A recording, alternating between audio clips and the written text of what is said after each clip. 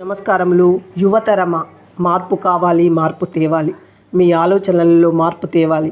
సామాజిక మాధ్యమాల ఉచ్చులో చిక్కుకొని యువతరం ఉక్కిరి బిక్కురవుతుంది. తీరిక సమయాన్ని ఎలా గడుపుతున్నామన్న దాన్ని బట్టే మన ఆలోచనలు, మనం చేసే పనులు ఆధారపడి ఉంటాయి. యుక్త వయసులో అభిరుచులు, ఆట విడుపుల విషయంలో అప్రమత్తంగా ఉండాలంటారు వ్యక్తిత్వ వికాస నిపుణులు. కనీసం 2 ఏళ్లకోసారైనా మీ ప్రొఫైల్ మార్పు కావాలి. కొత్త విజయాలు, కొత్త భాషలు, కొత్త నైపుణ్యాలు వచ్చి చేరాలి. మీ యొక్క బట్టలే కాదు, నలుగురిలో మీ ప్రవర్తన, మాట తీరు, మీ పలకరింపు, మీ నవ్వు మీ వ్యక్తిత్వాన్ని ప్రతిబింబజేస్తాయి. అవి చెప్తున్నారు యువతరాన్ని చైతన్యపరిచే ప్రసంగికులు. అలాగే మీ తరం ఓ జిల్లాకో, రాష్ట్రానికో, దేశానికో పరిమితం కాకుండా అంతర్జాతీయ స్థాయిలో ఆలోచిస్తూ తమను తాము మలుచుకోవాలని సూచిస్తున్నారు. నిజంగా యువతరం మారాలి, మార్పును తీసుకురావాలి. అది మనం కోరుకోవాలి.